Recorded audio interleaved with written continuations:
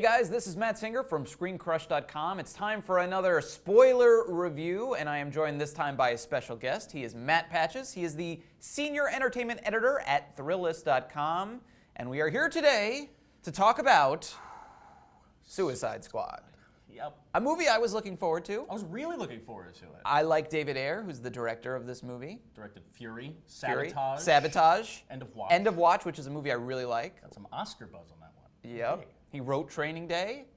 He's established. He's a guy who would come in and make a movie that he wanted to make using characters that we love. And One would think. It's going to be like the next Nolan.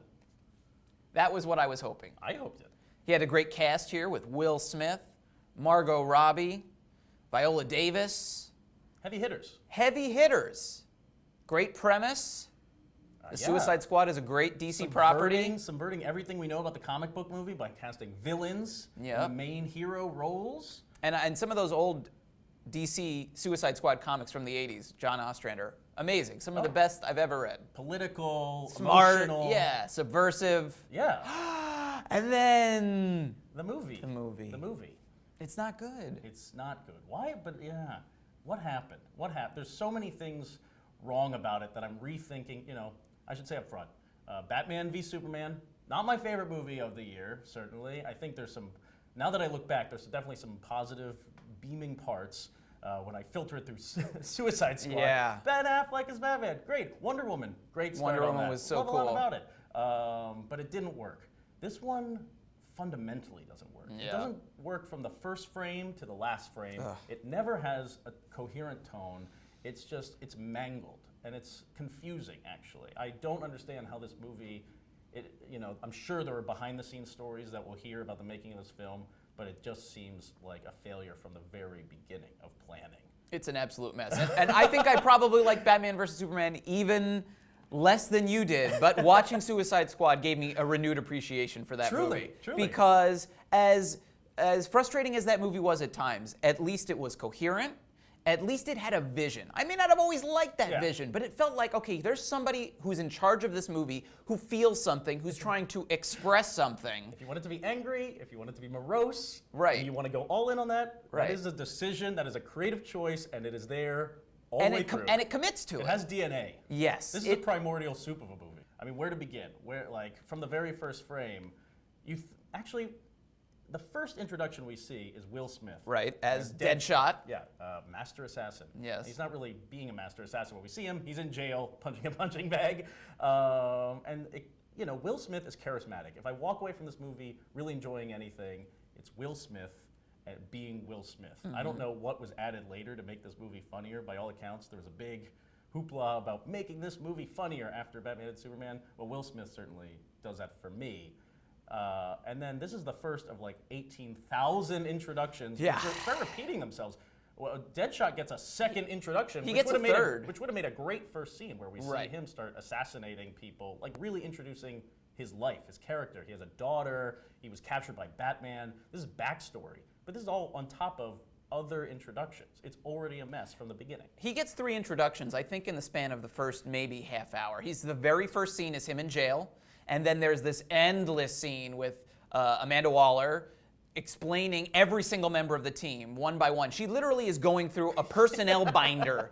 It's like literally reading a binder. It's an HR meeting that goes on for 20 minutes. And Viola Davis has the gusto to actually make it kind of interesting, but they don't sustain it. And, not that interesting. Not that interesting. So he gets a second introduction there, and then a few minutes later, he gets a third introduction where they bring him to the prison gun range to show how much of a great shooter he is, after we've already seen the scene where he makes an impossible assassination. Right, there's no reveals here. It's like, well, here's the surprise, and now here's going to be a scene where we surprise you with it. And at no point in any of this is there a story. I think that's the main thing that blew my mind, is that there's no story in the movie until an hour in, and when it happens, it is so inconsequential and confusing that it really just feels like a jumble of scenes. Right, it might be worth setting up. I mean, there is a story. It happens about 30 minutes in, and it's caused by forming the Suicide Squad. This is kind of an Ouroboros of superheroism, because you basically Viola Davis wants to get this team together Right. because Superman has come to Earth and Right. everyone's scared. Set after Batman versus Superman. Superman is now dead, but the idea is, well, what happens when the next person comes? Right. Who's going to save us from the next Superman who might be evil? Which They're not thinking of Batman. They're certainly not thinking of Wonder Woman or Aquaman, which they have files on apparently, or the Flash. The people who will save us are a crazy woman with a baseball bat, this witch lady we can't control, A trained assassin, a guy who climbs ropes. a crocodile man.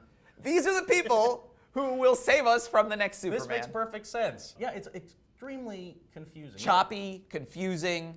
Sometimes it's totally incoherent. You could argue that Amanda Waller is From the very get-go. terrible. Like, Yeah. she has this plan, which theoretically might be a good plan, but she's the reason that the Suicide Squad is needed. She's an interesting character because she has moral complexity. Why? Right. And she's she kind of believes in even more villains. evil than the villains in some ways. Well, no, she definitely is Yeah. more evil because after they rescue her in the tower, Right. she has like a fleet of interns kind of collecting data. Right, and she shoots she them kills all. them all, yeah. She kills innocent people. But yeah, so every twist, plot-wise, doesn't make sense. But I feel like this movie could have made it work. Yeah, how so? So, because, I mean, I don't know if, I haven't scrutinized Ocean's 11. I haven't scrutinized most Men on a Mission movies. Dirty for Dozen? logic. Yeah, exactly. I don't know if those completely make sense. But the characters are so good, and Right. the action is so good, and Right. it's well composed. It's true filmmaking. That's what makes us And they have a interesting. goal. They have clear goals, and there's sort of like a propulsive thrill ride aspect. Yeah, I don't because know why the first half hour of this is setting up the mission. Why isn't it just the mission? That's Right. the most interesting part, or it would be if it wasn't diluted. there's no mission at all in the first half hour. It's, let me look at this file for Captain Boomerang. Oh, very interesting. Okay, he's a bank robber. I see. Yeah, flash cannon. Yeah, And it's people just like- over and over saying, how do you think you can control them? Do you really think you can control them? Waller, you're crazy.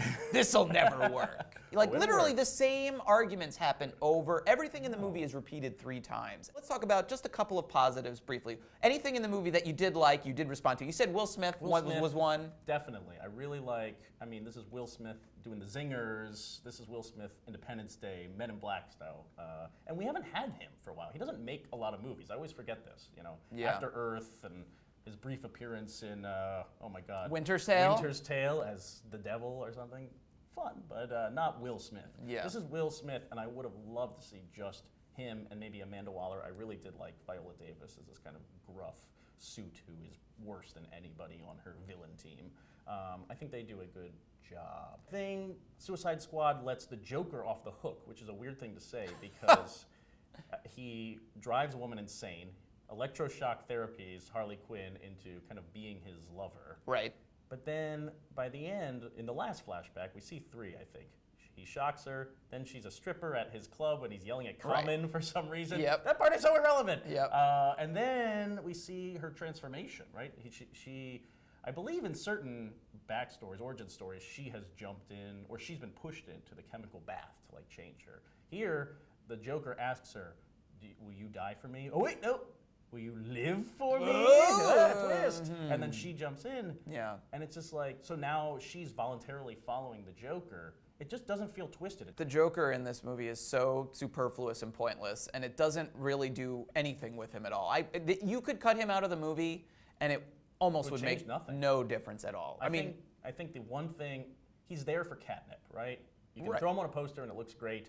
And there's a scene, there's a weird cutaway in the movie where we get to see Harley Quinn in her original costume. Yes. And it's actually the Alex Ross cover. Yeah, they've sort the of brought Joker the Alex Ross cover to life. to life.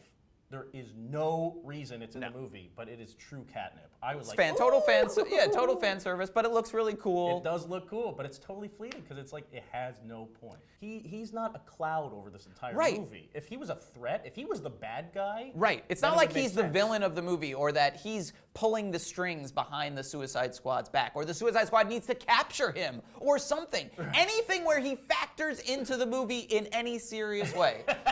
He does not. He is just kind of like chasing after Harley Quinn and then he rescues her and then he immediately unrescues her, just like Amanda Waller. She's rescued and then immediately unrescued so she can rejoin the team, and he disappears for the rest of the movie until he comes back at the very end for yet another sort of pointless appearance. By the way, we're on this thread because we were talking about the things we liked. Yeah, it's very peculiar. Like, David Ayer doesn't even set up a great team moment for them. There's one bit where I think Captain Boomerang throws something. Oh, he throws a bag of explosives so that Deadshot can shoot it. I think Killer Croc throws it. It would make sense if Captain Boomerang had thrown it because he's the guy who throws stuff. What does he do in this movie? Captain Boomerang is there to like grab beers from off screen for no reason. He's the only one who actually gets to behave like a villain and not feel remorseful. Right. But he has nothing else to do. He's there because in the comics, Captain Boomerang is always a member of Suicide Squad. But they did not figure out a compelling reason to put him in this movie. Yeah, they just didn't use the characters for what they're good at. I mean, distinguish him from the goons. Plus, Scott Eastwood is in this movie. And I didn't realize that until maybe 3/4 of the way through, and he's like, "Hey, remember me?" But no one gets to use their powers. Not no really. No one gets to do anything. Harley Quinn, when she first shows up with the gang, they all get to unload their weapons, and she pulls out the big mallet, hammer. which like, is like, yeah, oh she yeah, gets it's to be like a cartoon. Right. She is crazy. Never see it again. Nope. The rest of the time, she's just swinging a regular old baseball bat, just beating people with a baseball and bat. barely, because she then later pulls out a gun. And everyone has a gun. Right. And then there's the scene. It's not quite post credits. It's mid credits. Again, from beginning to end, totally miscalculated. It is. I'm actually talking about it, really happy and excited about it. The movie will last for me because I won't stop talking about it. So, I mean, you just sort of identified a problem that we haven't talked that much about, which is just it's too overcrowded. And they keep throwing in more characters. It's not just Deadshot and Harley Quinn. Slipknot. Adam I'm not Beach. even thinking of Slipknot. Oh, Katana, who we also haven't mentioned. Katana just shows up on the plane, and even all the characters are our proxies in that scene because they all go, "Who are you? Why are you here?" Right. After introducing Will Smith 3 times, they just be like, "Oh, by the way, here's Katana." I was actually offended by the treatment of Slipknot. I think Adam Beach is that was really actor. horrible. He is a good actor. It's a weird thing because he's the only character who doesn't get an introduction up front. Right. And that when Amanda Waller meets with the government to kind of sales pitch the Suicide Squad, his image does appear behind her on the wall. So he's definitely in. He's clearly in. But I guess that was forecasting the fact that he's going to show up for 2 seconds He and shows then up be immediately murdered. Right. He shows up for 2 scenes. He's in the group. His introduction is terrible. He walks off a plane and they're like, "Oh, that's the guy who can climb stuff." Who can climb stuff. And literally, he shows up, and in the next scene, he's killed. Unbelievable. I felt so bad for him. Rude. Really rude. I think that's going to wrap it up for our discussion of Suicide Squad. Pretty negative. It's unfortunate. It is unfortunate, and I feel bad, but sorry. Don't shoot the messenger. It's not our fault. Don't we shoot didn't make it. Don't shoot the messenger. Go see it for yourself, and you decide. Matt, I want to thank you again for joining us. Thanks for having me. Tell people where they can find your work online. Find me at Thrillist.com/entertainment. Lots of coverage there, and I'm on Twitter at Mr. Patches, Mister Patches. Okay, very good. And of course, you can find a lot more about Suicide Squad, Wonder Woman, Justice League, all these movies at ScreenCrush.com. That's where I'm writing every single day. For Matt, I am also Matt. Thank you for joining us, and we'll see you soon.